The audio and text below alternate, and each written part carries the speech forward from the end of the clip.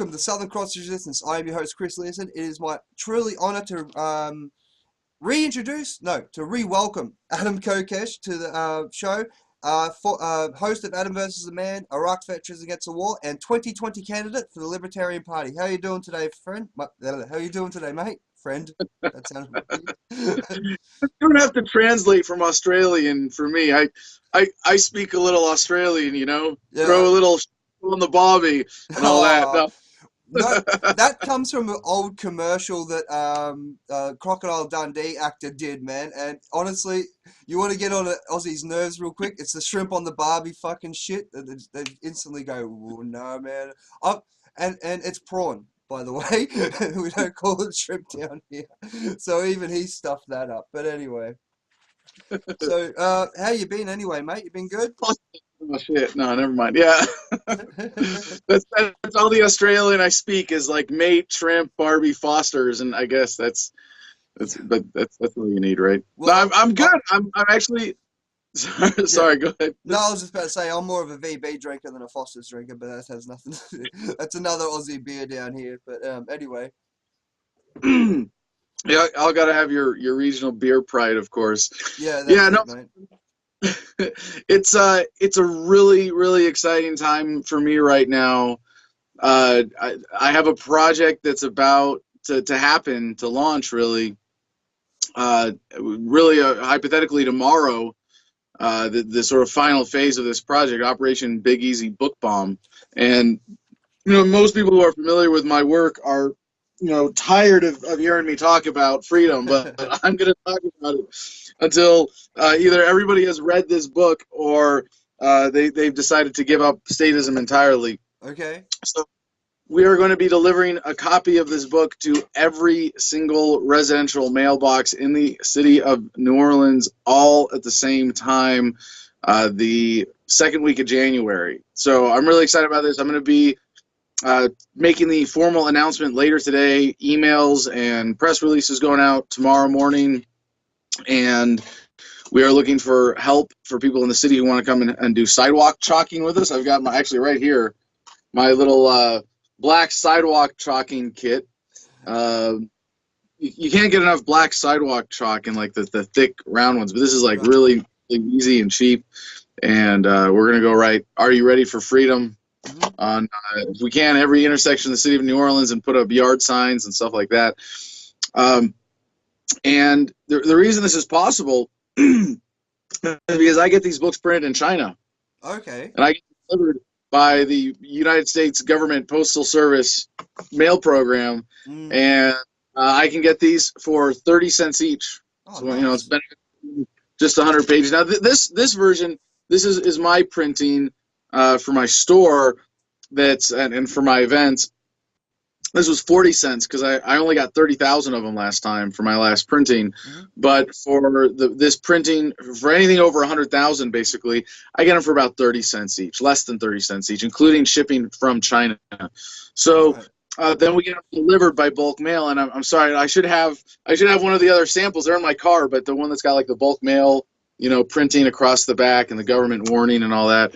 And so these are going out for 30 cents each, getting delivered for 30 cents, printed for 30 cents. So we're doing 204,000 copies of the book. Wow. And it's the mailing, the core cost of the mailing so far of what we've put together, we have raised and spent $131,000 on this project. And so it's going to happen. It's going to happen, and we're just raising the last bit of money now for logistics on the ground, and it's pretty well. So the reason, excuse me, excuse me, mate. The reason it's so exciting is that it's not just, hey, we're putting the book in front of everybody in the city. It's not just, hey, we're doing like for a political, and it's kind of it's a little questionable legally, as pretty much everything that I do, I guess, in that I have raised and spent the money as myself, as an individual, and the letter that goes on the inside of the front cover of the book that's going here mentions the presidential campaign. And my little, one paragraph biography in the back will say, go to the kokeshforpresident.com. Excuse me. So, and I have sponsors there. We're sponsored by Bitcoin.com and Steemit.com and Dash and Smart Cash and Doge and Anarchopreneur and a bunch of other businesses that have chipped in to make this possible. So it's like it doesn't really qualify as political material, legally speaking, because it's got sponsors, but it's also got the political message. So it would be illegal to do it as my campaign, for sure. It would be illegal to do it as a nonprofit, but as an individual, it's like I can do it. It's kind of in this weird legal space. Yep. But obviously, it's going to be a big deal for the campaign, and it's going to be a big deal for the book and for the message and for the city of New Orleans. But it's not just that. And I don't know how much you want to geek out on this, Chris, because like we could go and actually, I'm kind of curious to hear, what the parallels are in Australia with how people are waking up and how the awareness is shifting in the age of the internet and all this stuff that I like to geek out on.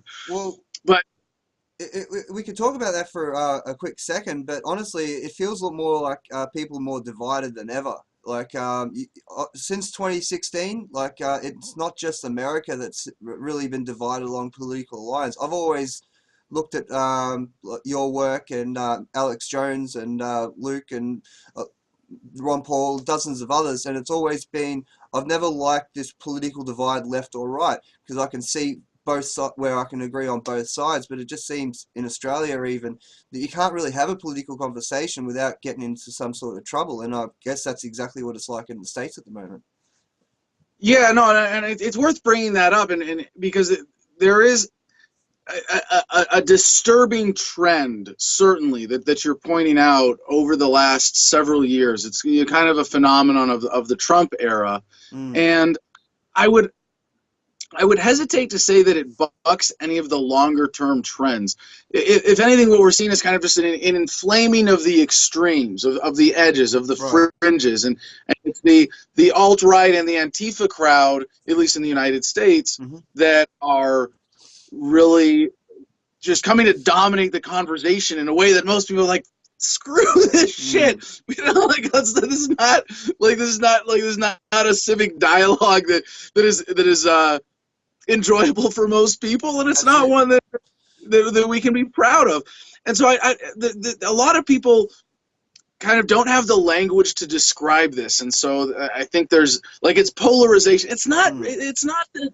I don't think there's a real polarization. Again, I think it's just a flaring up of the extremes of the polar opposites of this false, real bullshit statist left-right political spectrum. Yeah. And it's all manipulated. The most effective thing, or one of the most effective things, I should say, that the old parties can do to keep libertarians off the ballot, or rather to keep libertarians from winning elections, is to keep it really close.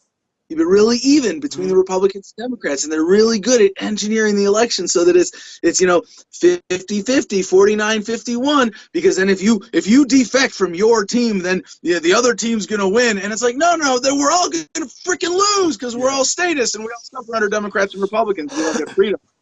So, well, I've never agreed with the whole divide, and it goes back to when I was a kid, and it's going to sound like a silly analogy, but DC versus Marvel Comics when I was a kid, you know what I mean? Kids in the playground would yell that, Batman's better than Spider-Man. I'm like, come on, guys, can't we at least say that they're good books and we can enjoy, it's a silly analogy, but I find myself doing the same thing these days. Can't we at least find some sort of middle ground? That's how I always looked at libertarianism. It's, in a sense, it's the middle ground between the two. And you find that a lot more. The presenters are saying that they're more right-leaning libertarians or left-leaning libertarians. I'm like, I don't know what that means. I think you're just a libertarian. Yeah, well, so I think there's a... Oh, man, you just raised so much I want to respond to, even in all of just that, where you have... libertarianism has a very specific definition to me, and I still want to be as inclusive. Libertarianism is belief in freedom, and you can say I believe in freedom and not understand it, and that's fine. And that's where I think, let's be inclusive. Anybody who says they like freedom or enjoy freedom or want to attach the label libertarian, let them. They'll figure out what that means eventually. But then Mm. you consider what freedom actually means, and you have to be a true libertarian, ethicist, as in you believe in the moral foundation of libertarianism. Don't hit, don't steal, don't kill, not unless you're a cop or a soldier or an IRS agent, right? Yeah. So, Unless you work for the government, then you should be fine. You should skate through that. Yeah. so in Australia, you have the same sort of flaring up of the polarities, but this is, again, if you see this as like a flaring up of the polarity of the left and the right, then you're seeing that there's this center that is statism, that is American politics or whatever mainstream first world politics. Let's use government to solve all these problems. But what you don't realize is that this whole area is like a tiny point in reality here. It's not all of reality. We're talking about the less than 1% of the population that falls for the emotional manipulation bullshit of the mainstream media and the political class in the United States. So when I see like people are getting upset because the edges the fringes are flaring up, I go, yeah, well, that's like the cancer, the fringe on the cancer is starting to eat the cancer. Like, yeah, that's a good. And I think people go the wrong way with this, and I think the language that you used was kind of mainstream, kind of suggestive of this, is that there's a yearning for the middle or for unity, and it's not that. It's certainly a growing disgust for the current system, for the duopoly, for the left-right paradigm, and that just gives me hope. That more and more people are psychologically rejecting it entirely. And what I think, and this is my hope, and this is what my whole strategy is based on now, is that there is a yearning for understanding, and people feel kind of trapped, and they want an easy way out psychologically, mentally, intellectually. They don't want to, like, because they know that when conservatives and liberals say, well, you got to study this and you got to learn this and you got to read this and you got to learn that and you got to know the issues and you got to stand up for what's right here and you got to know the background here, the history there, otherwise you're a bad American if you don't come out and vote. And it's like, whoa, no, bullshit. That doesn't smell right to me. And then a lot of people who fall for that, and I think most Americans at some point in their life, to different degrees, but in phases, will fall for that and go through a political phase and then go, man, what a waste of time that shit was. Like, nah, and I'm going, look, no, 100 pages, you read this and go and enjoy life. Like, this is it. Like, the politics should be, you're right to want to minimize the role of government in your life, and most people have already done that. If anything, even people, I feel the divide is really between people who want government and people who want to reduce government. Like, I know a lot of conservative friends of mine that really want to sort of reduce the amount of government in their life. When you go to the other end of the spectrum, it's sort of they want more, and I feel like that may be the problem as well. Like, people who want more government in their life over having less, and giving up certain amounts of freedom, whether it be, Okay. Recently, our Prime Minister got the boot because in Australia we don't hire a person, we hire a group of people. Parliament, right? And a lot of divide, I think, comes in Australian politics, where it's like, oh, what's the point of voting when they're just gonna? Well, we're forced to vote in Australia. You don't have a choice. Yeah. So and if you don't vote, then the government says, hey, you didn't vote, so here's a fine for you. Next time you better bloody vote. And it's just like, yeah, you're really giving me the incentive to want to fucking do this next time, aren't you? No, this is new, right? This is only like a few years old in Australia. They passed a mandatory voting law. As far as I know, ever since I was old enough to vote, which is probably about almost 12 years, 13 years, it has been the case that it has been mandatory to vote. And I think rest or else. Well, they say if they didn't make it mandatory, then people wouldn't do it. And it's just like, no, people just wouldn't buy into your corrupt bullshit. That's what's fucking going on, And I would hope that when you force people to vote, that accelerates the awakening process. That people go, okay, so you're not just doing that thing over there with your people and your money that's annoying to me.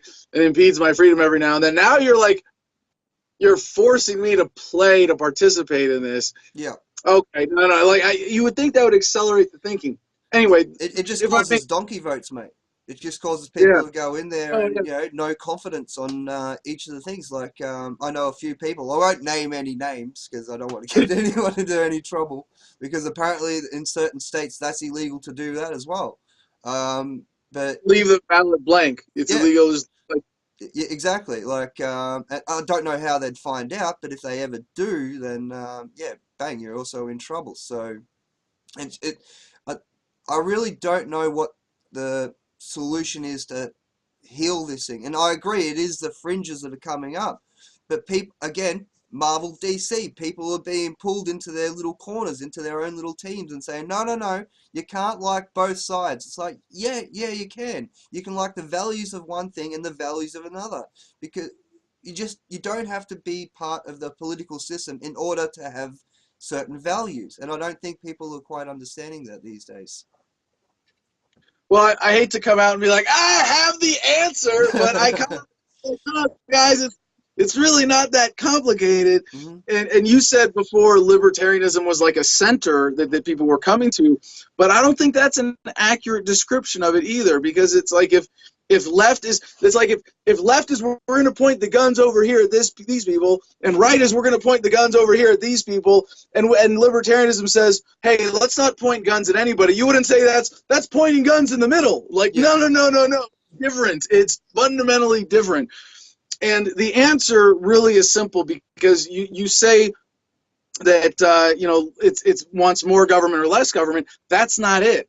It's do people want to respect individual rights or not? Mm. And the idea of localizing government, getting it down to the community level where individuals have a right to opt out, government is essentially voluntary, and people can form systems based on the needs of their communities that come together by choice rather than by force, then you get to have the everybody gets what they want solution. That's what localization is. Instead of tying people together under singular, concentrated, centralized systems, let everybody get what they want. And this is a really important rephrasing of libertarianism, or representation, kind of a rethinking of it, because libertarianism has too often been presented as a set of political positions, and that's absolutely not true. That's kind of like playing their game and going, well, we don't want to point guns at these people, we don't want to point guns, and it's saying what we don't want to do as opposed to what we do want to do in terms of supporting freedom. So to say that libertarianism is a political ideology is in a sense incorrect as well. Okay. Because it's an ethical ideology. It's not saying society should be organized like this. It's saying that no matter how society is organized by the people in that society of whatever level community they want to group themselves into, it has to be ethical. Mm. It has to be voluntary. It can't be forced on anybody. So you can have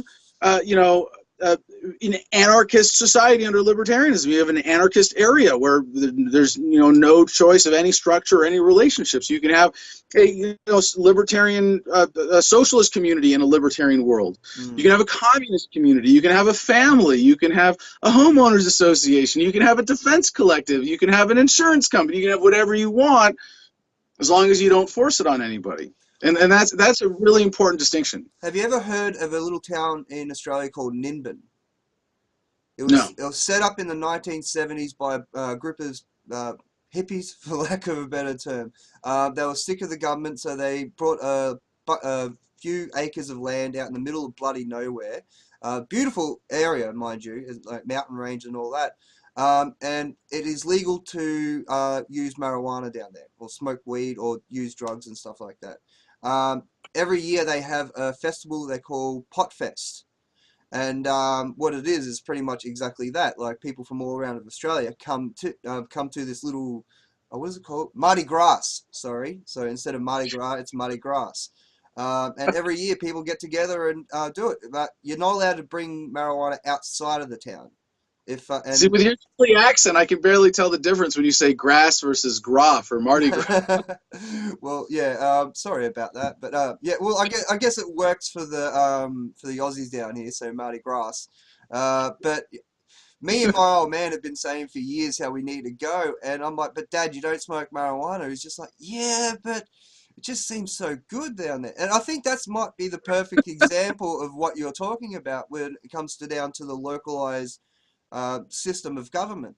Now, I made that suggestion in one of the earlier podcasts that I did, and the guy that I was doing the podcast with, Dion Franco, he eventually turned around. He's like, "Yeah, well, we still don't, we really don't know what we're talking about." And I'm like, "Hey, don't just shut down the argument that quickly, just because we just got started, dude. Like, it's not very, that's not very good." But I think Nimbin, look into it, man. I think that might be the perfect example of what you're talking about, because drugs are legal down there, even though they're having a bit of trouble with the ice epidemic. But that's Australia wide right now, which is, I guess, you guys you call it crack cocaine, I think. I'm not sure. Well, listen, man, I don't know much about that sort of stuff like that, but yeah. I thought ice referred to meth. It might see again. It might be meth. I don't know. Like I'm not really into that circle of stuff, man. Like I'll smoke a joint and have a beer, but yeah, you take it a bit far when you get into that sort of gear. But yeah. Anyway, sorry. Continue. Oh no, I would just say it's probably meth rather than crack, because unless the CIA of the Australian government is finally getting around to doing what the American CIA was doing in the 80s, Well, importing crack into poor communities. they have done that. Like the CIA actually have brought what was it? I think it was cocaine back in the 80s. They got caught because the plane crashed in Western Australia. And yeah, and then they're like, "Oh, we don't know what you're talking about," and they're like, "This is your plane, isn't it?" No, But actually, that goes on to my next question. What do you think we should do about the war on drugs? Like, what is the solution? Is it complete decriminalization, like I've been saying, or is it something else? I think when it comes to the war on drugs, the people on drugs should declare victory and accept defeat on behalf of the governments of the world, and allow them to surrender peacefully. Mm. Well, yeah, man. Like, I've got a few family members that are cops and that, and I've actually made that argument to them, and I'm just like, honestly, guys, you're losing the drug war to people on drugs, like yeah, and yeah. So is it decriminalization, because you're gonna have to get the government to do that, or is it just the fact that just yeah? Yeah, so there's a bit of a semantic argument here, because decriminalization and legalization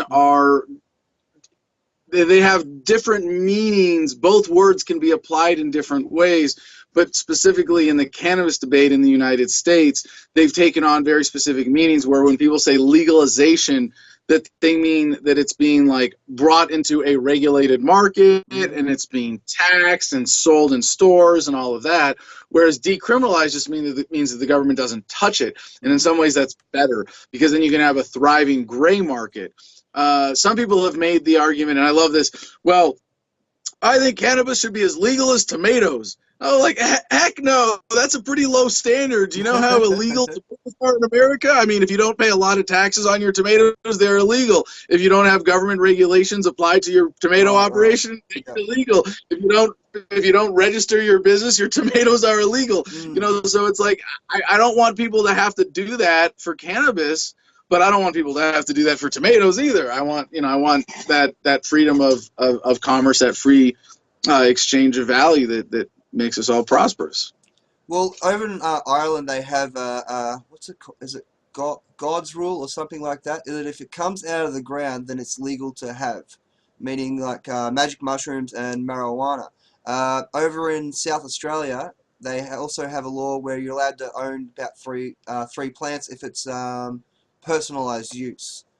I'm not sure how I feel about that, because one, like the Ireland one, is I think more where where I'm leaning over the other one, which is more a statist sort of run system, where it's like, yeah, we'll allow you to have 3, but if you have 4, we're coming after you. It's just like, well, I'm a bigger guy. What if if my tolerance is a little bit higher than yours? 3. You just need to make that shit stronger. So yeah. Anyway. So what you said there, though, is just, I think, to me, that's indicative of how the awareness is shifting when you say like, no, that doesn't make sense. My fourth plant is illegal. Like that, it's just there's something I think that has come with the internet. Mm-hmm. That is, for those of us who have like really embraced the internet or grown up with the internet, just recognize it as a resource for information. You know, you can't. First of all, you can't lie to us and get away with it like you used to be able to. But also, we sort of have a lack of tolerance for problems that exist for lack of information. We have a lack of tolerance for arbitrary bullshit. Mm-hmm. When we say like, well, why is 3 okay and 4 not?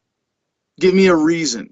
Give me a scientific, logical, rational explanation for why you made the cutoff 3 plants. And there isn't one. There never is. They'll just say, because we said so. And it's just like, right. Well, that didn't work for my parents, so it's not going to work for you, you know? When I was 5 years old, just because my parents said I said so, it's like, you're going to need to define yourself a little bit harder than that. And that's how I feel at times, that the government's just like, no. You need to do this because we said so. It's just like, well, give me... And you're right. Since the invention of the internet, then we can do our own research. We're not reliant on... government-run libraries and schools to get our own information. It's a simple Google search. As much as I don't trust Silicon Valley, you know, there are plenty of other search systems you can use. But just an example, like you can do your own research these days, and that's one of the things I always liked about you know, people like you guys, like Alex Jones, like you, like Luke, was that you know, it was always do your own research. And I always found that fascinating. And I got into an argument with someone the other day about Alex Jones and what happened with him. And I was just like, listen, I'll defend Alex to the day I die, man, because at the end of the day, he was the one that turned around to me and said, do your own bloody research. Well, maybe he didn't swear like that. But, you know, he's just like, do your own research. You didn't say the B word. In Australia, the B word is bloody, right? Okay, just... Well, well, that's it, man. See, in Australia, you can really get away with swearing as much as you want. Like, I've got a friend of mine down at the station, and she used to push the, she's like, I wonder if I can say bloody on here. I wonder if I can say, you know, fuck, and, you know, stuff like that. I'm like, we're live on air. I don't think you can do that. She's like, I think we should be fine as long as I don't say cunt. You know, I think that's the cutoff word. But anyway, I'm getting off on a tangent. But, yeah, that's funny. Yeah, you go to another Commonwealth country, and the curse words have changed. It's like, wait a second, I can't say bloody now. yeah. Well, that's exactly. Well, I was talking to these 2 English lads down at the solar farm, and they couldn't believe on how much Aussies say cunt. And I was like, well, down here, you know, if you're good friends with someone, it's like, what are you doing, you cunt? You know what I mean? It doesn't really have the same thing. And it's like, oh, over there we say dog. And I was like, don't call someone a dog down here, mate. And he's like, what? It's not good. Like, you know, if I was down the street, I was like, what's going on, cunt? Nothing would happen. What's going on, you dog? Ooh, then I would get into a fight. And he's like, it's complete opposite over there. I was like, yeah, well, welcome to Australia. None of the laws make sense down here, or none of the rules make sense down here. Anyway, again, I'm getting off on a sort of tirade. So I kind of admire there's still an underlying attitude of, we used to be a prison colony, motherfuckers, you know, in Australia. Like, I did the... Technically, so did America. Like, you know, if you really want to... Not the whole thing. Not the same way. Same thing. True. But how would you say in Australian parlance, damn motherfucker, we used to be a penal colony. Like, how would you say that? Like, there's got to be a... it'd probably be like, fuck, cunt, we used to be a penal colony. Something like that. Like, you know, the only way you can really get in trouble with using cunt would be calling someone a shit cunt. And that's how you get into sort of a bit of trouble. Or dog cunt, right? Dog cunt. Yeah. Again, dog. It's the word, you know, dog. It's because a dog is an animal. It's sort of beneath being a human. So if you call somebody a dog, yeah, you better have your fisticuffs up, because you're gonna get in trouble. You know. Well, have you heard of Updog? Sorry. What Updog? Updog. Exactly. What's up with you? Yeah. No. It's more like still a mate, or, you know, You know, what's happening? You know, it's like, yeah. I feel like I'm putting on more of an accent trying to do trying to do these words than normal, but Yeah, now I've got you all self-conscious. Because yeah. there's, I noticed. Yeah, the other thing is there's a bit of a smoothing of this, I guess, with the internationalization of the world. Mhm. Anyway, if I could, Chris, if you don't mind, getting back to Yeah, sorry, the yeah. no worries. Yeah, this big important announcement that I've got coming up here, that's happening today and tomorrow, Yep. with Book Bomb happening. Mm. Is what's really exciting about this, and this is what I want to get to. Why I started comparing, the United States to Australia in the underlying dynamics of the paradigm shifting and political evolution of thought, in terms of how people are waking up.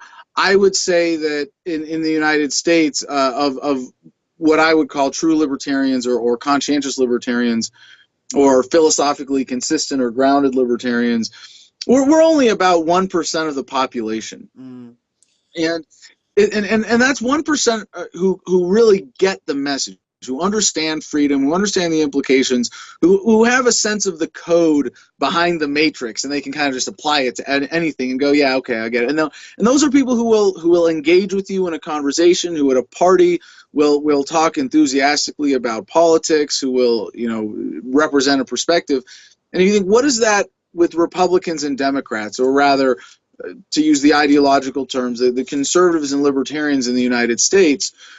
If you think about it, it's really less than like 1 in 10 people, and I would assume this is roughly the same with Australia. About 1 in 10 people at a party who will enjoy talking about politics and do so intelligently and with a distinct statist worldview, as in they'll advocate for liberalism or conservatism or centrist statism or tyranny of some kind, or socialism or communism or what have you. And they in the United States, that's about 10% of the population, maybe less. And it's 5% Republican or 5% conservative, 5% liberal, roughly speaking. And if you think about the libertarians as 1%, we're 1% trying to compete with 2 5s that are working together against us. Yeah. It's really kind of silly for us to try to compete politically in any fight where we're competing to win votes. It's a waste of resources, because if you get out there and say, I'm going to run a traditional libertarian campaign and I'm going to make sure that every American voting in this country or in my state knows that there's a libertarian option on the ballot and they should vote for us because we're the libertarian ones, you're never going to win. You're going to waste resources, as opposed to saying, hey, statists, I'm a libertarian running for office and I'm a threat to your system because I represent a real alternative. Or to talk to the mainstream, be like, hey guys, you don't have to vote for one of these statist old parties. You can break out of that, and I'm here to show you that there's another way and challenge the way people think and change the paradigm. And I don't mean to say that these are mutually exclusive. You can't do one or the other. You can do them both at the same time. And I think running for office as a libertarian, just getting that word out there, I think that's awesome. But we really need to focus, especially in the off seasons, for us as a movement, growing our base.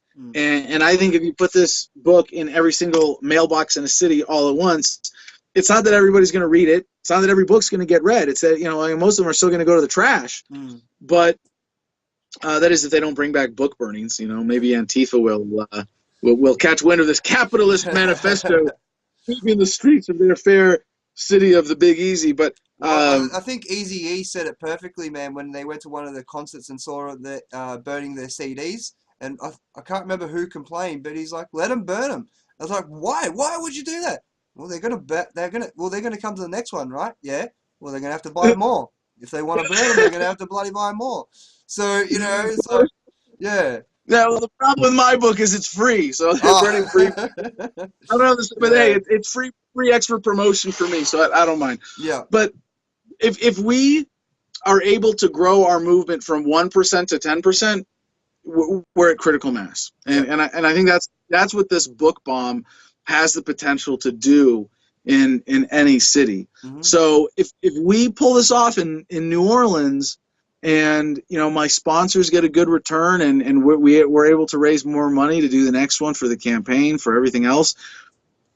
It's only going to be a matter of time before we hit the rest of the country and maybe even the rest of the world. Yep. So that could, I'm hoping at some point people are going to say, Adam, stop sending books. Like, we'll just download it, okay? Like, we get it. Like, we don't, not wasting paper. We'll just we'll get the audiobook, and we might get to, that general saturation effect before actually giving everybody a book. But that's where we're going with this. Yep. So yeah, well, kind of a big deal.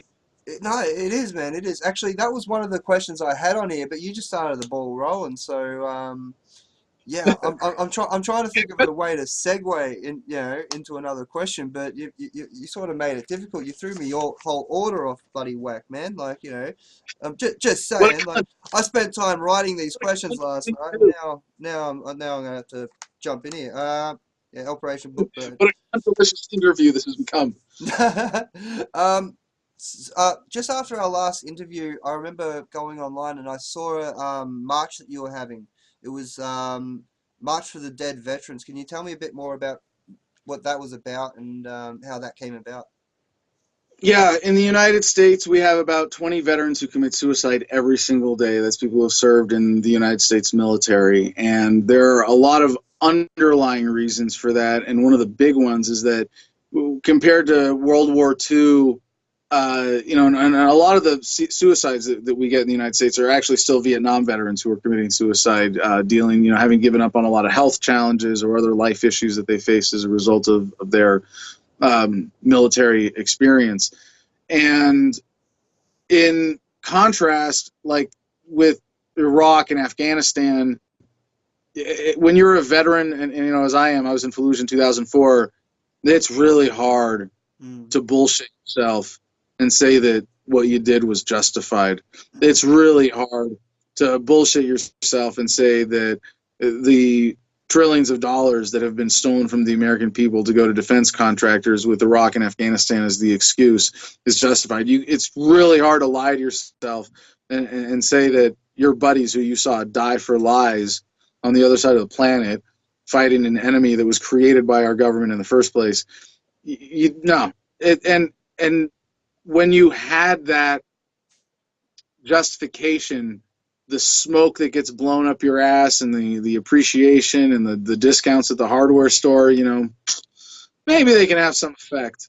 But when you know that what you did was part of a crime, that we were accessories to a crime as participants in the invasion and occupations of Iraq and Afghanistan. But politically, it's an issue that seems to have been swept under the rug. And the reason is the people in charge want it to stay that way. The Republicans and Democrats who vote for the military spending, they don't want this to become an issue, and they don't want to address it.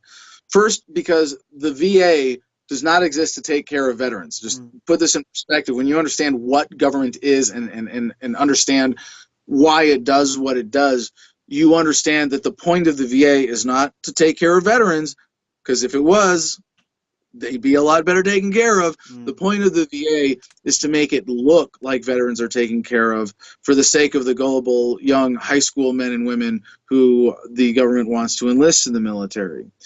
The reason they don't want it even addressed is because it's largely another symptom of the war on drugs, which says the good, safe, legal, natural treatments for PTSD like cannabis and mushrooms. And I will say there is one synthetic one that is extremely promising, and that's MDMA, but it's been made illegal because it was too cheap, basically. Okay. Compared to the cost of someone on antidepressants for decades, 2 treatments with MDMA, where the drug itself costs less than a couple dollars to manufacture, it really ruins their margins on Prozac and all the other disgusting SSRIs that they're passing on to people. And this was my experience when I went to the VA.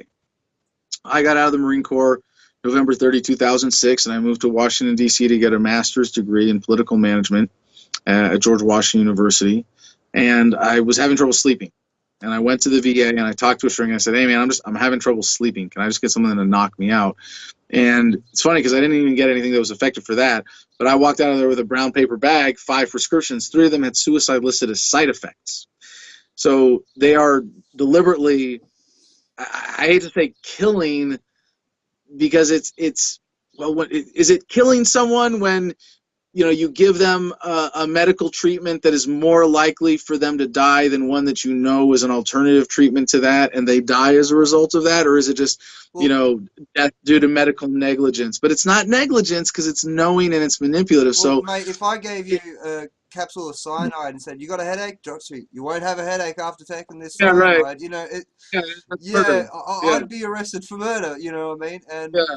the way these pharmaceutical companies aren't held up to the same standard as an individual poisoning another individual is, I just don't understand it. When Oh, you understand it. No, but I you do, understand it. I do. I don't know, mate. Bribe, Yeah, FDA, and kickbacks and corporatism and political contributions. You understand all that. yeah, I do. But I don't know. There's a part of me that just wants to sort of, maybe just screaming. Like, if I fear that if I get too far down into something like that, I just start screaming and shouting, and then I'd become the Aussie Alex. You know what I mean? Like, I just start screaming at people. Just shaking them like, why aren't you listening? And I remember, yeah, like years ago, I was put on some antidepressants for something that happened. I won't get too far into it, but suffice it to say, yeah, it didn't, and it just made me messed up in the head. A friend of mine, recently, well, not recently, it's about 2, 3 years ago now, committed suicide because he was given the wrong medications. The medications that he was put on, he should have been in hospital. He should have had like nurses and stuff watch him, and that's what his auntie told me, who was a nurse. She's like, there's no way they should have allowed him to be on that sort of drug and not been at least put into one of the wards so somebody could keep an eye on him, and nobody did. So it gets me very angry upset. I'm not really sure what the right wording is, but yeah, when I hear stories like that, it just dries at my heart. It's like I do understand how they're getting away with it, but what I don't understand is how people aren't just flipping up the chairs. You know what I mean? Like, everybody's lost somebody to something like this, and I don't understand how people aren't reacting. Like, yeah. Anyway, yeah. So no, there's sort of phases of response that we go through in this, and it's kind of like the 5 stages of grief, although it's a different process, but a similar one, where you see somebody else killed Mm-hmm. in an act of absolute injustice, and it first you want. I mean, there's a sadness, there's a response of just experiencing the tragedy and the loss, and then there's an anger, and that anger then you like it's do I get like if knowing guys who have committed suicide, do I get angry at the shrink who works at the VA, who took a pay cut to work at the VA and is doing the best that he can, maybe, prescribing these things, and my friend committed suicide. Do I get angry at him? Mm-hmm. And then it's like you kind of eventually you get your anger better thought out, right, and better directed, and you think, well, no, it's not them, it's not that guy, it's the system, or it's the few guys and then you realize that while they might be more culpable in an immediate legal sense, we're all culpable. And it's really something like everybody who is a part of this system, we are doing the evil of government is committed as a series of individual acts, but it's also something that you could say we are doing as a whole that's more than the sum of its parts as a society, creating this evil of government. And it's sort of like you know, if you came across interrupting. That's all right, What mate. happened? That's all right. Just more So, editing for me. That's all. so imagine you come across, uh, you know, like, and I hate to use, I'm just coming up with this off the top of my head, and this is a really gory example, but let's say you come across, you know, a toddler, a 2-year-old child, and his mother is dead next to him because and you can tell, you walk into a kitchen and you see that, you know, that it was an accident caused by the child, and, you know, there's nothing you can do about it. You know, and do you get angry at the child for murdering, or for, I shouldn't say murdering, for accidentally killing its mother? Like, no, you don't. And I kind of want to think that we get to the same point eventually in thoughtfulness and meditation and you know, really being more in touch with our humanity. We get to the same sort of understanding about all the evils of the world, of government, of all the great injustices, of violence in the world, in recognizing that they are a part of our primitive or childish nature, and that even someone who deliberately murders someone, you know, doesn't do so because they had a better option and said, you know what, instead of getting a job and making lots of money and taking care of myself and moving out of here, I'm just going to kill my spouse because I'm angry. You know, I mean, like, there's just, it's all of the, every incidence of human violence is a failure of human intelligence. And we are getting more and more intelligent over time. So I think that's something we're evolving out of. And I don't mean like physically, but I mean in terms of our capabilities with technology mainly. But we are getting more capable over time, and it becomes, you know, we get less and less violent over time. So I think a big part of that is, like you were saying about your response to your friend who committed suicide, who should have had better medical care. You know, you kind of want to be directing your anger at all these better places, and then eventually you come to the realization, like, no, it's there's nothing external to be angry about. Like, you know, and this is something that I'm kind of actually turning over in my head in recent days, just kind of existentially, that, you know, government is not this cancer that exists like separate from society, or is like a tumor on a body, although that analogy is very good in a lot of ways. It's really more like, you know, like a blood tumor, or like a blood cancer. You know what I mean? Like, it's pervasive. It's something that's circulating within us. It's something that we're sort of projecting. Right. And as libertarians, we want to say, oh, well, we're better than that. You know, we're ethical, but we stopped, you know, supporting the violences.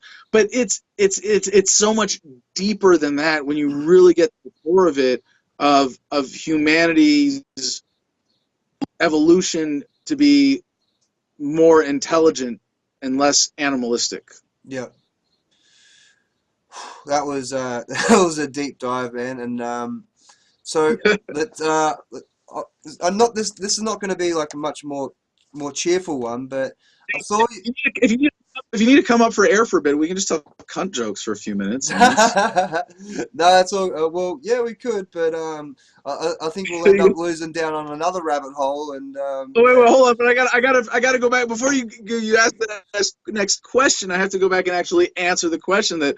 So we did the March of the Dead Veterans at the Libertarian National Convention in New Orleans, not just to call attention to this issue, but to call attention to the fact that Republicans and Democrats don't give a fuck when it comes down to it about 20 veterans committing suicide. And I don't mean the Republicans and Democrats voter base. I mean the politicians, the leadership, the political top of these parties. No, they don't care. And the libertarians are the only ones that have a serious answer to the problem of veteran suicide. And there are two answers. Well, really, you know, so many that coming out of the Libertarian Party that would address the issue. But to me, two big ones directly related. One, end the war on drugs. If veterans fought for your freedom, give us the freaking freedom to medicate how we see fit. Really easy easy principle there. Second one is free the VA, give the VA to the veterans, get the government out of veterans' health care. This country cares a lot about taking care of people who have risked their lives for this collective endeavor, whatever their opinion of it is. It doesn't make it right to steal from people on behalf of them to give to bureaucrats to run a system that's going to kill them. Obviously, that doesn't work. So what I would propose specifically, in a lot of libertarians, policy-wise, at the federal level, seem to be excited about this and getting behind proposals of this nature. I want to see the VA spun off as we dissolve the federal government. I don't want to dissolve the VA. I want to give it to the veterans. So you give every veteran in America one ownership voting share of the VA and a little endowment as you spin it off. Guarantee you're not going to have 20 veterans committing suicide a day. And perhaps more fundamentally and in some ways more importantly, again, getting to the core of the disease rather than a symptom of it, the suicides, that is, libertarians are the only political party in America that, as a matter of principle, opposes aggressive war, using the violence of the state in an organized way to kill innocent people. And when you have Republicans and Democrats supporting that, well, the results are what. Well, again, I think it comes down to the duopoly of people think that it's only a left-right thing when there is other options out there, and you might I still go back to this centralist idea of being, of libertarian, but it's an ideal, I think, more than it is a political party. And I think you can be a libertarian, and also maybe be like part of Labor or Liberal down here in Australia. But yeah, I don't know, man. Like, I think that the ideals themselves, what's more important than the party, if that makes sense. Like, if a libertarian, because we don't have a libertarian party in Australia, not that I could find. Like, there are some that come close, but yeah, at the end of the day, there's none that really share that non-aggression principle. Like, a couple of them were supporting the war in Syria, and I was just like, oh, come on, guys. Like, like we talked about this last time. It's like that's Iraq 2.0. Come on, we really, really can't go back and do that stuff. Anyway, I'm going to get off on a tangent, so I'm going to just move on to the next question. Now, I saw, and this has to do with a lot of interviews you do when it comes to debating people. I saw you debate Richard Spencer. Honestly, dude, I don't know how you didn't just freak the fuck out and start screaming at that guy. I don't know how you kept your calm throughout that thing. So I guess the question is, what is the secret to debating someone who has just utterly what's the word I used down here? Utterly repulsive. There we go. I couldn't think of the word. Ideals like someone like Richard Spencer. Like, how do you keep your calm? I think I'm more inclined to keep my calm around someone like Richard Spencer, and I say this with a significant degree of respect for him as a person and as an activist who has some ideas that are frankly disturbing and disgusting, inhumane even. But when I'm talking to you, like I'll get passionate and I'll get wild and I don't have to like think of this as like a combative thing or a sensitive situation where, if I say the wrong thing to you because I slip in my brain, I have a little brain fart, oh, sorry, Chris, I didn't mean to, let me, hold on. No, I have no problem like with that. But when it's, and when I go into, I've been doing a lot of debates lately, and I really enjoy debating especially on these podcasts and forums online where I can plug in like this very easily on video and have a really good vibrant exchange of ideas and conversation. But I don't think of them as debates in a sense, and I don't really prepare for them like debates. I prepare for debates by understanding my opponent and their background and coming up with fun ways, to make it entertaining, fun ways to relate to them or make fun of their stupid accents or whatever the case may be. They can make fun about it.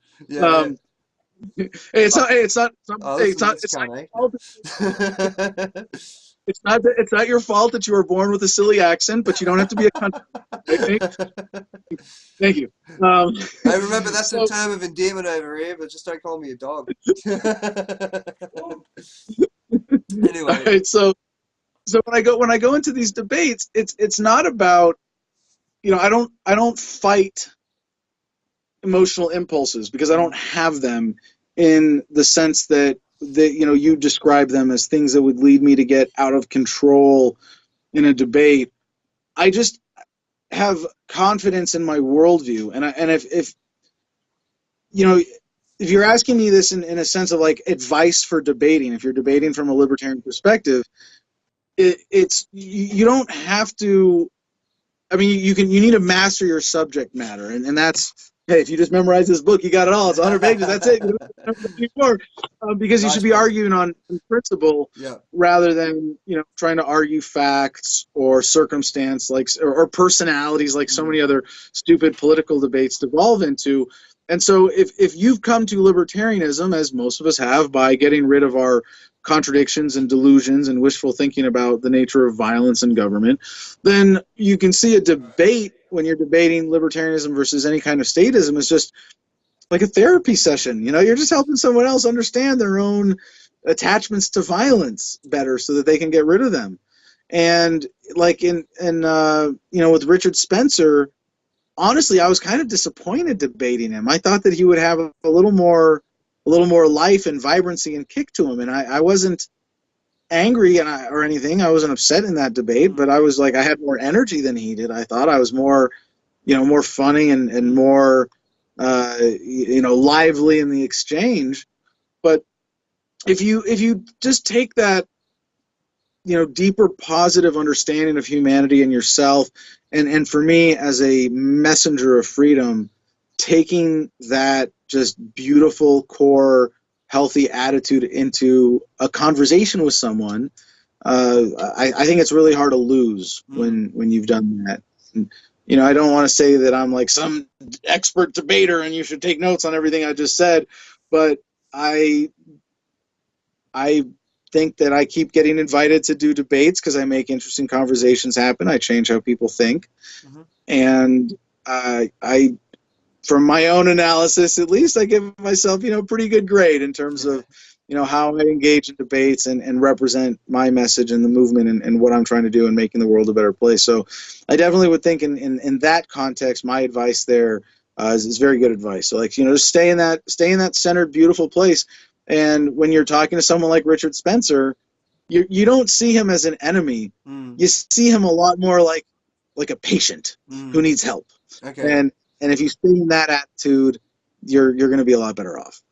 I only brought it up because one of my good friends recently, again, the whole divide when it comes to the political thing, has this whole the whole thing with identity politics and all that sort of stuff has really driven him into and he'll openly say that he's alt-right, and it's just like, I guess maybe we had a few too many beers and stuff like that, and like he sort of surprised me with this, and I just got very, coming out of the closet, right? It's like, yeah.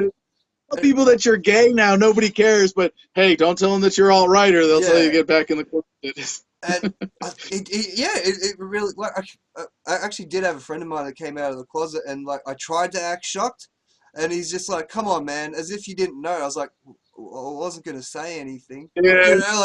I was never gonna point that out. But no, it was just so of a shock, not with the guy that came out gay, but with me mate, and I was just like, "Come on, man, we sort of." We hang around the same circles intellectually, you know what I mean? Like, pretty much everything that I do. What drove you that way? And it is the whole, BS when it's identity politics and stuff like that, that he just ended up getting pushed that far. I guess he was Yeah. I guess he was getting sick of people just running him down because he was a straight white man, and it got to the point where he's just like, you know what, fuck you, it's almost like I saw an interview with The Rock. This is Dwayne Johnson years ago, and he was trying to be the character of the nice guy, but every time he came out on stage, they were always like, oh, boo, boo, boo, and like I remember in the interview, he's just like, you know what? Well, if you don't like The Rock don't like you either. You know what I mean? So I think, and I always put that analogy to people who get caught up in this thing, and they end up going that way when it comes to alt-right identity politics, stuff like that. because Well, it's for just like people they've who been are, pushed too much that it's just bang. They're just yeah, yeah. yeah, you're right on, and I just want to try to put a little finer point on that, from my understanding, which is that there's a fundamental insecurity behind all of us that drives a lot of our behavior. And humans are primarily emotional creatures. I mean, you can argue, are we good or evil or rational or emotional, and who cares? Mm-hmm. But obviously, we're driven a lot by emotions, and in many situations, much more so by emotion than rational thought. And there has always been a manipulation of that underlying insecurity to drive statism. You know, be afraid of outsiders, be afraid of poverty, be afraid of whatever natural disasters, government will protect you. And that insecurity is generally on the decline. Like a huge course of human progress that just the internet awareness, development of books and communications technology and all of that, it's really hard to keep an individual, let alone a population, isolated and beat down in a way that keeps them insecure. Mm-hmm. But as we have become modern, liberalized, all of these sort of trends of first world governments growing, the rise of political correctness, there's a weird step backwards for white males, you know, where there is that growing, for I think for white males, there is a growing kind of insecurity, and maybe for males in general, and maybe for white people in general, there's a similar sort of effect. But part of it for men especially, and I really do embrace our future feminist overlords. I know I hope they'll be nice to us. No, but I there is a shift away from masculine dominance as a result of technology, because the physical advantage that men had in society is going away. Like, you know, traditionally, biologically, men have a physical advantage in being able to be bigger and stronger and manipulate the physical world around them. Women have the physical advantage of being able to make babies, right? And we haven't figured out really how to make babies in test tubes yet, but we figured out with machines how to lift shit way heavier than any individual man ever could. And a woman with a machine is just as strong as a man with a machine. And now you make all sorts of arguments, and I'm not trying to buck any of the science about, you know, racial IQ differences or genetic or male female brain differences. Yeah, I'm not arguing about any of that, but just this obvious trend that over time men's physical advantage becomes less economically relevant with machinery, like really simple fact of life. And I think for a lot of reasons connected to that, there's a sort of general growing of insecurity among men, and in some ways, you know, totally rightly so, totally justified by reality. And it's sort of hard to measure, you know, insecurity over, you know, a huge demographic over time, but you could see that human insecurity is on, you know, a general radioactive decay curve, that we get less insecure over time. Then maybe this phase of modern statism has led to this, you know, this little wrinkle in this smooth, you know, generally nice smooth curve of, you know, white males in first world countries, and, you know, this sort of 30 to 50 year period around where maybe we're in the middle of, like, okay, you know, it's an unfortunate blip on the historical radar, but it's still not really a significant trend. I don't want to say, I take that back. It's not that it's not significant, but when you see it in context, it is relatively small, and it doesn't change the overall trend. So when I see that, and I hear stories about, like, with you and your friend, or with, you know, with a lot of my friends or people in the movement here who went Trump, I think what Trump was able to do was really capture and give voice to a lot of those insecurities, and provide this, you know, bravado, macho, male father figure in Trump that's not a good father figure for a lot of reasons, but has that distinct, raw, masculine energy. Yeah, there you go. I said it. Trump has a distinct, raw, masculine, although somewhat cunty, energy. Right now they're gonna take that clip and forever, they go, well, you hear what he said about Trump? He said he's very masculine, and yeah, I think I've just ruined your 2020 campaign with one Don't quote podcast. me out of context. Don't quote me. I said cunty too. I did say. I made sure to call him a cunt as well as saying masculine, so I should be all right. Yeah, well, I did fall for that whole thing with Trump. Like, I don't know what it was, to be completely honest. I don't know if it was really the whole masculine thing. Maybe it was. Maybe it was too much of hearing just people go along with the politically correct terms, the status line, you know what I mean? And at first, during the campaign, I was like, okay, maybe there's going to be something different here. But again, I said that 8 years ago a bit over 8 years ago when Obama. So, like, I remember when Obama got put into office, like, I pulled my work equipment out for some reason and started lifting weights going, yeah, change. I don't, like, it's 4 a.m. over here and I'm acting like I don't know what, just lifting up bloody weights going, yeah, this is going to be awesome.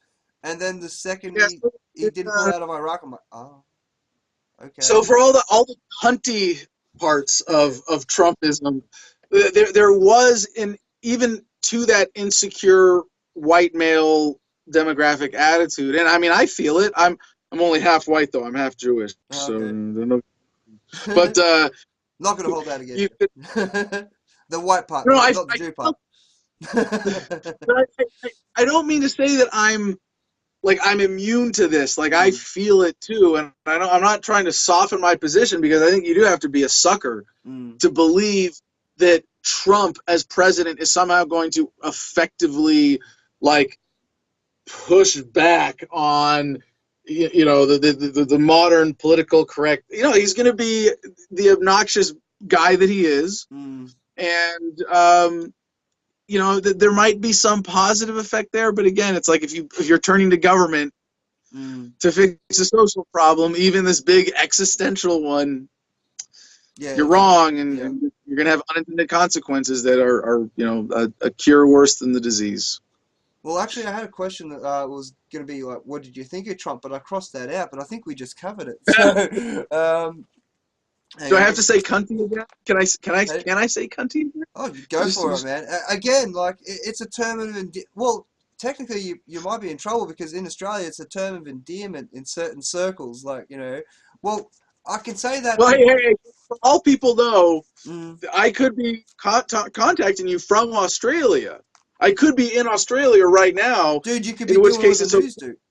Like, I watched that clip on the news where, like, they're in the same parking lot and they cut to one to the other and you can see the same truck driving past them. And apparently one's over, in the next state, and it's just like, no, that's the same truck. Red car, aha, because I just saw it over there. But anyway, yeah, so, yeah.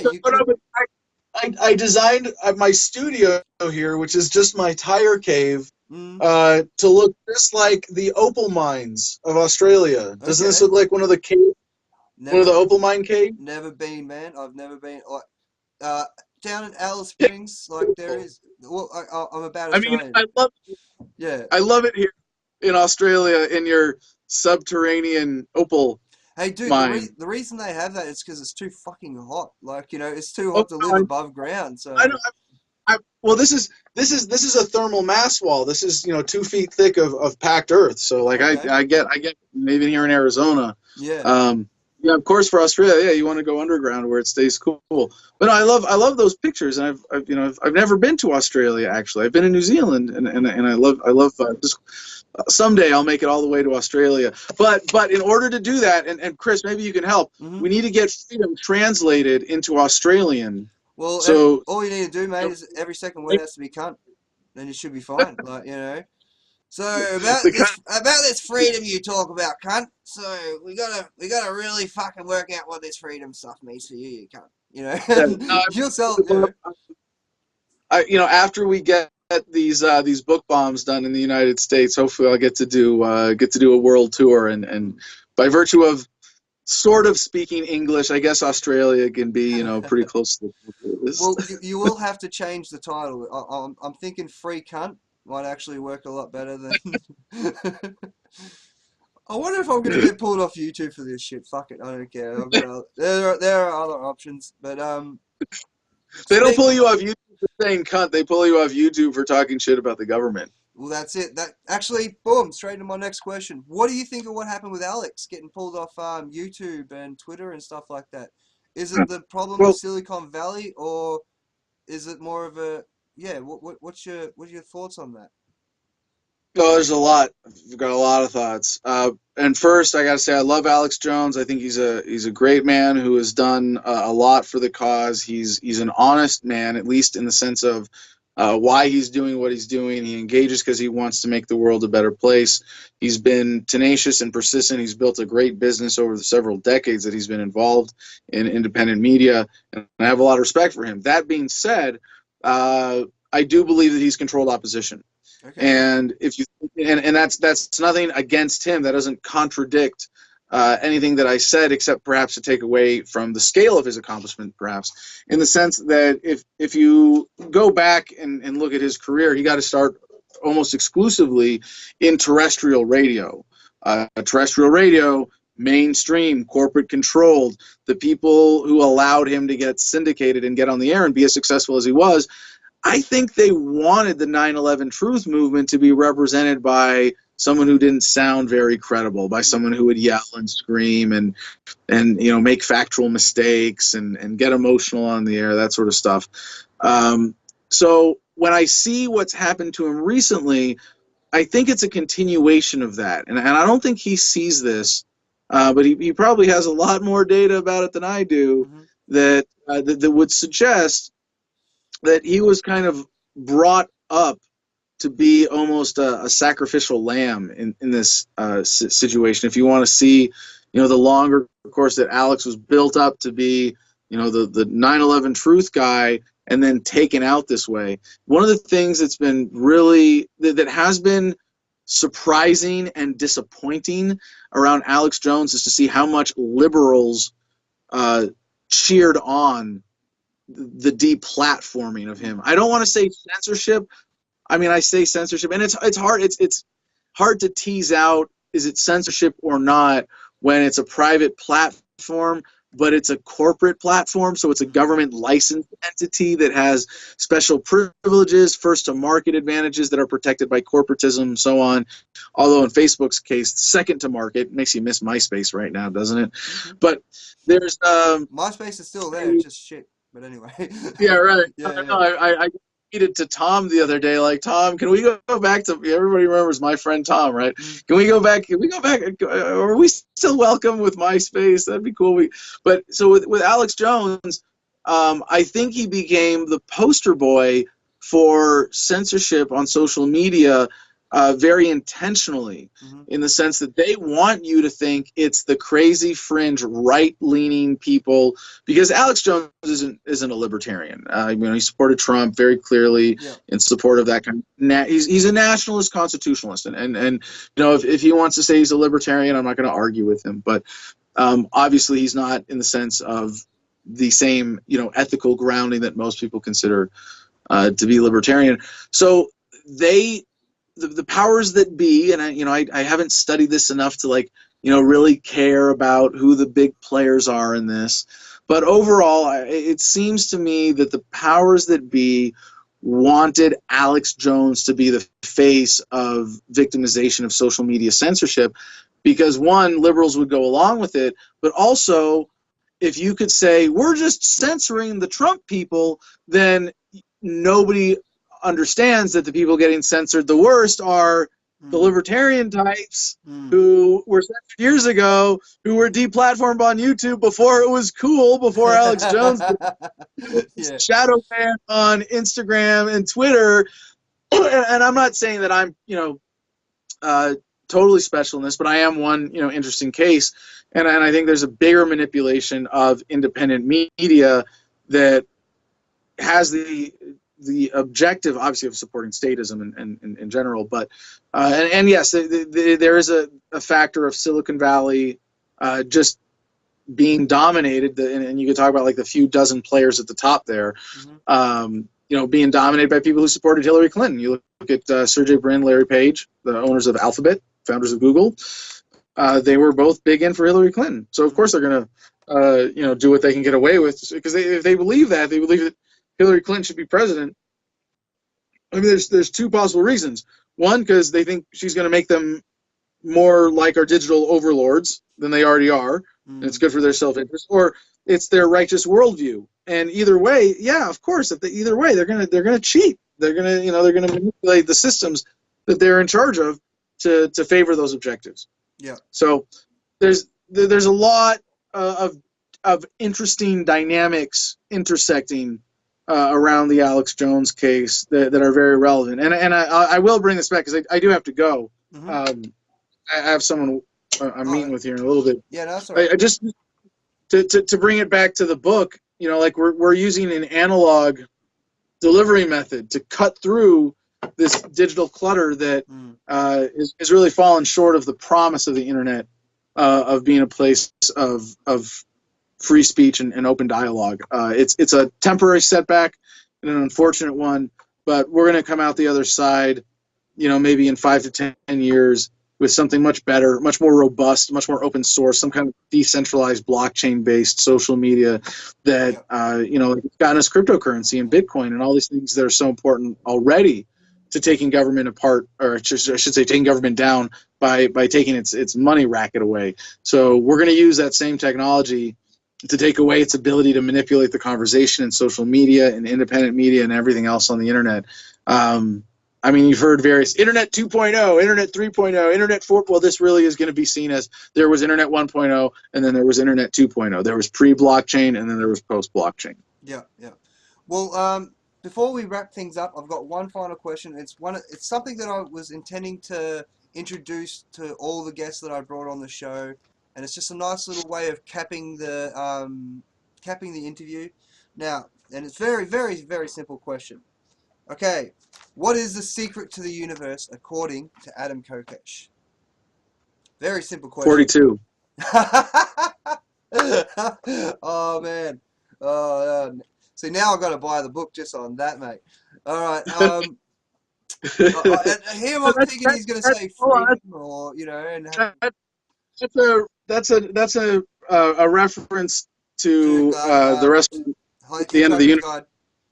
The Hitchhiker's Guide to the Galaxy series. Yeah. So, obviously, now if you say what is the secret to life, the universe, and everything, from the perspective of the petty organic mind trying to comprehend that and encompass something so much bigger than itself, you really have to reduce it to something simple enough that mind can understand it. And if there was just one secret to everything, it's love. It's that core vibration that is God at the underlying fabric of the universe that is a part of everything and all of us. And the more we it's one of those things you want to say, well, if it's the journey, not the destination, then you don't have to worry about where you're going. You can just enjoy the journey. And I think to say, well, if you stay centered in that and you live in love, you'll know the secret. And it's like, no, you'll get to live in love, and that's its own reward. That's the way to do it. All right. Well, you can check Adam Kokesh on DTube, which is a decentralized platform, and also go buy his. Can you get the book on Amazon or something like that, or is it just at Free Domain online? We got on now.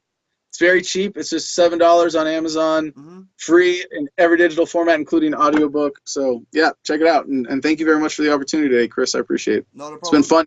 It's been a blast, man. And if you want to check out more of my stuff, go to southerncrossresistance.com, Facebook, YouTube, all that fun stuff.